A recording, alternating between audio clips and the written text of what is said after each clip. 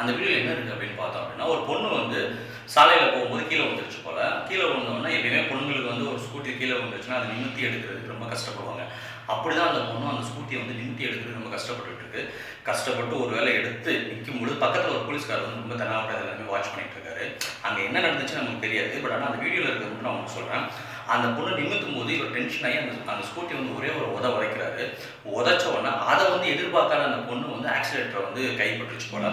மறுபடியும் போய் அந்த பொண்ணு வந்து பயங்கரமாக போய் கீழே விழுது. கீழே விழுந்ததை அந்த போலீஸ்காரர் பார்க்குறாரு. சுற்றி இருக்க பொதுமக்கள் எல்லாரும் பார்க்குறாங்க. பட் ஆனால் கொஞ்சம் கூட சலனமே இல்லாமல் அந்த போலீஸ்காரர் ரொம்பவும் தெனாவட்டா திமிரா இருக்காரு.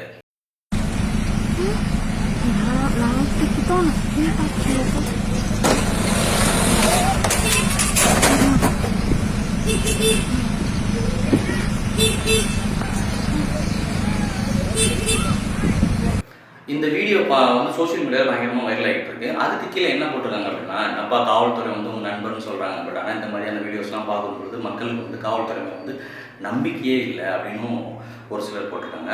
ஒரு சிலர் என்ன போட்டிருக்காங்க அப்படின்னு பார்த்தோம் அப்படின்னா, என்னப்பா இது ஒரு பொண்ணு இந்த மாதிரி வந்து கீழே விழுந்திருக்கும் போது ஓடி போய் அந்த காவலர் வந்து உதவி பண்ணியிருந்தாங்கன்னா அது ஒரு நல்ல விஷயமா இருக்கும். அந்த பொண்ணு என்னதான் தப்பே பண்ணியிருக்கட்டுமே, கீழே விழுகும்போது அந்த பொண்ணை வந்து தூக்கி ஒரு ஓரமாக வச்சு அந்த டிராஃபிக்கை கிளியர் பண்ணி விட்டாங்கன்னா ஒரு காவல்துறை நம்ம நண்பன் சொல்லலாம். அப்படி ஏன் இப்படி பண்ணாமல் இருக்காங்க? வர வர காவல்துறை மேலே இருக்க அப்படி நம்பிக்கையே போயிடுச்சு அப்படின்னு போகிறாங்க.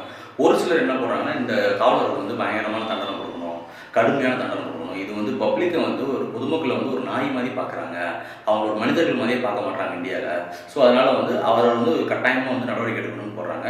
ஒரு சிலர் என்ன போடுறாங்க அப்படின்னா, எப்பயும் போல காவல்துறை என்ன பண்ணுவோம், இந்த வீடியோ வந்ததுக்கப்புறம் துறை ரீதியான நடவடிக்கை அப்படின்னு சொல்லிட்டு ஒரு சப்பக்கட்டை கட்டி வந்து அந்த இதை வந்து முடிச்சுருவாங்க. அப்படி இல்லாமல் குற்றவியல் நடவடிக்கை எடுக்கணும் அப்படின்ட்டு வந்து ஒரு சிலர் வந்து கருத்துக்கள் வந்து கீழே போட்டுருக்காங்க. இந்த வீடியோ பார்த்த நீங்கள் உங்களுக்கு என்ன தோணுன்றதை கீழே கமெண்ட் பண்ணுங்கள். அவருக்கு எந்த மாதிரியான தண்டனை கொடுக்கணுன்றதையும் கமெண்ட் பண்ணுங்கள்.